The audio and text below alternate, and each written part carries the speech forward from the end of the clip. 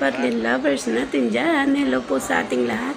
Ayan, ang daming comments sa ating comment section pero unahin muna natin itong i-upload. Yung pag-alis ng aking asawa, pinabidyo ko siya. Yung kung ano yung mga ginawa nila dun sa airport at sino yung mga kasama niya. Sobrang dami po nila, taga Occidental Mindoro po lahat, pero iba't ibang mga barangay po. Kaya po, hindi nila makakilala yung iba. Nahiya naman siya mag-video at mag-interview doon. Talagang yun po yung problema sa aking asawa. Sobrang mahiyain po siya kahit yung magtatanong lang, halimbawa kung taga saan ka, talaga pong mahiyain siya. Kaya yun lagi kong sinasabi sa kanya, pagka hindi naman nakakasama is wag na wag siyang mahiya, kasi lalo na kung halimbawa na or on the vlogs lang, halimbawa, sabi ko mas maganda rin naman yung may video ka para makita nila, o kung sino yung mga sa kasamaan mo ang hindi nakita o nawala, di madaling mahanap kasi may video ka. Sabi kong ganun sa kanya. Ang problema po is talagang napakamahiyain po niya, hindi po siya nag-video. Kaya yun, makikita niyo po yung pananalita niya dyan, talagang piling-pili lang. Talaga po halos hindi po siya nagsasalita kasi mahiyain po talaga siya. Yun po yung pinakang problema sa kanya. Kaya sabi ko nga po, hindi ka pwedeng mag-isang vlogger kasi napakamahiyain mo. Pwede mo interview sana sila kung sa isip-isip ko na kung ako yung nandyan, ibibideo ko lahat o tatanungin ko, ikaw opa, taga saan ka? Ayan, taga Sablay Occidental Mindoro o taga kung saan man sa Mindoro. Yun po, ay kaso ay hindi po niya nagawa. Ay ayan po, sabi ko, sige mag-video ka na lang at ako na lang mag-upload. Ako na lang bahala. Ayan, kasi po yung iba po nag-a-apply. Ayan, shout out po pala sa ating mga seasonal workers dyan na gusto mag-apply papuntang Korea. Ayan, yun po ay sa barangay, sa municipality po sila. Sa munisipyo po, yung peso ang nagpapali sa kanila at yun po ay seasonal worker sila 8 months. 8 months lamang po. Ang problema is kahit po sila babalik sa kanilang amo o yung pabalik-balik na po sila is automatic po na every alis nila is may payment po, may placement fee, hindi po free. Hindi katulad sa ibang lugar na kapag umalis ka, yung unang alis mo lang ang may bayad, yung pangalawa is ticket na lang at saka visa. Wala nang bayad sa government, wala na ka nang babayaran ng kahit ano, kundi yung ticket lang at visa mo, OWA at PIDOS, yun lang yung babayaran mo. Dito po is parang starting ka ulit. Kada alis mo po ay starting ulit ng payment, starting lahat ng babayaran. Kaya po, yun, okay naman po siya. Bawin-bawi naman po siya. Unang buwan pa lamang o pangalawang buwan is bayad ka naman na po sa lahat ng mga gagastusin mo. Kasi yung pong ibang lugar is yung pangalawang balik is hindi na nagmi-medical, di ba? Sila po ay medical again. Kaya talagang parang new pa din. Kahit po sila ibabalik sa kanilang amo, new pa din sila na pabalik-balik nagmi-medical. Kaya po ayun, yun po yung pinaka hindi ko nagustuhan sa kanila kasi every balik nila is placement fee pa rin sila, hindi po free. Hindi katulad sa ibang lugar. Kaya sana yung mag-open yung Japan is sana pag ikaw ay bumalik na sa amo mo is hindi po katulad ng sa Korea na panibagong bayad. Parang every alis mo is new applicant ka. Hindi po hindi katulad ng iba.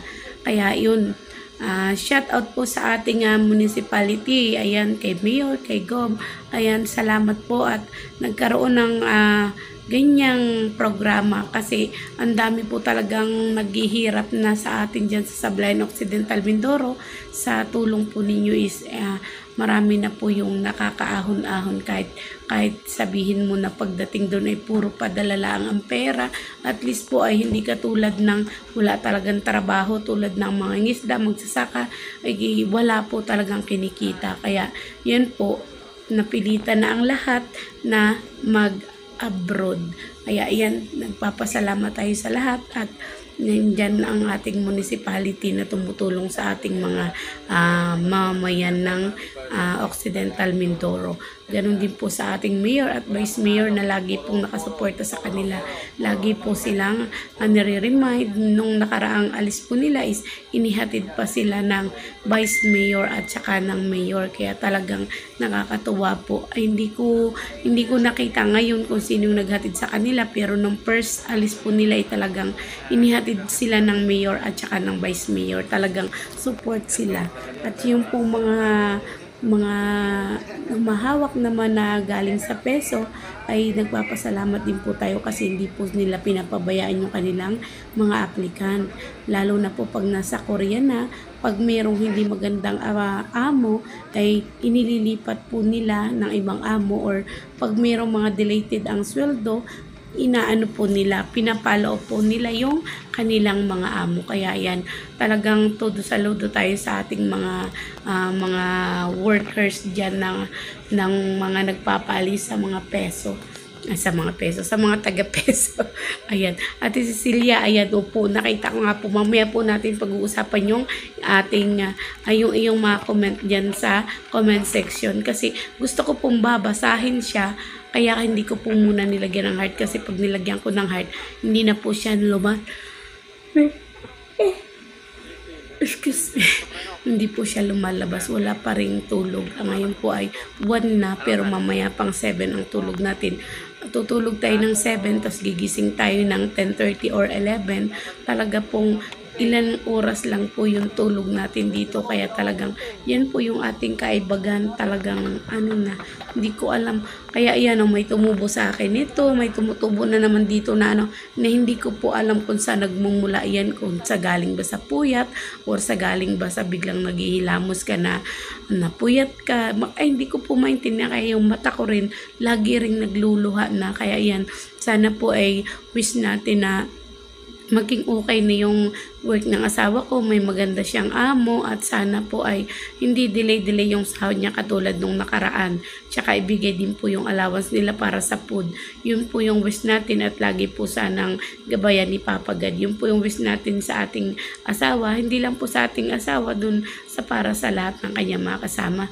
Para po ang plano po kasi namin pag okay na siya doon is uwi na ako. Ako naman yung mag-i-stop doon na ako sa Pilipinas para maalagaan ko yung mga anak ko, at mag-business na rin po ako doon, at doon na tayo magpo-focus ng ating pagbablog, kasi wala po talaga tayong kunting ibang content kundi ito lang, talking lang, walang ibang ina-upload kundi yan, mag-voice lang tayo, mag-usap-usap lang, wala yung pinapakita yung ibang mga kung ano yung pwede mong ipakita, pwede mong i-video, wala po tayong mga ganun, kasi nga po is bawal po dito. Katulad niya, nandito tayo sa kwarto ko, ayan ayan yung aking mga bags. Ayan, nandito lang po ako. Ayan. Nandyan lang po tayo. Dito lang po talaga ako sa kwarto nakakapag-video. Sa labas po ay hindi. Kahit minsan nga po ay nagluluto ako, gusto kong i-video, hindi ko po magawa kasi talaga pong napakahigpit, po gawa ng may mga CCTV po dito. Kita po. Tapos may mga bata pa, kaya hindi po nakakapag-vlog ng maayos. Kaya ayan po. Maraming salamat sa lahat ng sumusuporta sa atin. Salamat po. Lagi kayong nandyan. Ate Cecilia, si Ate Leonora, si Ate Efrelyn, si Ate user yung nakalagay doon. Tapos hindi ko na po maisay si Ate Laida, si Ate Leonida, si Ate Gemma, Ate Capistrano ang apelyido, si Ate Leonora, tapos si Ate Julia, ayan, yun. Yan, maraming salamat po. Talagang hindi ko po maisa-isa, pero mamaya po talagang pipilitin po natin na makapag-upload tayo dun sa baba. Sana'y maagang umalis yung amo ko. Yung lalaki kasi laging nahuli. Ay kailangan ko na pong umakyat pagka halimbawa umalis sila. Kasi ang tagal pong umalis ay nagigising na po yung alaga ko. Gagawin ko ng didi at mapapalitan ko ng diapers. Tapos yun po, napapahiga na din ako kasi 7 po tutulog na, tapos 10:30 or 11 gising na. Kaya po pagpasok ng room, bagsak na agad ako, hindi na ako nakakababa ulit. Kasi natatakot din akong bumaba ulit kasi baka magising siya is yung ano natin magising siya din, hindi na tayo lalo nakatulog kasi pag nagising siya is talagang gusto niyo po ay maglalaro na agad. Ayan, maraming salamat po and God bless everyone. Ayan, ingat sa inyo mga opa dyan. Ayan, ito nga pala pong last na video na nakikita nyo is, yan po is nasa Incheon Airport na po sila. Yun po, yung pinaka kung paano, yung po bang lugar na kung sa atin sa Pilipinas ay pinakadulo na ng Korea. Kaya po, yun po yung maraming kumukuha ng mga trabahador. Pinakadulo ng Korea, yun po ay Incheon. Doon po sila sa Incheon Airport na baba. Tapos sasakay sila ng bus. 7 hours o to 8 hours ang biyahe hanggang doon sa kanilang destination. Yun po yun. Kung sa atin sa Pilipinas ay Mindanao. Yun po, pinakadulo na ng Pilipinas. And maraming salamat po. Hanggang dito na lang ang ating chika-chika. Hindi naman sabihin vlog kasi walang sinasabing ano. Ayan, for today is video. For today is chika. Ganun na lang ating gagawin. And maraming salamat. Thank you so much. God bless.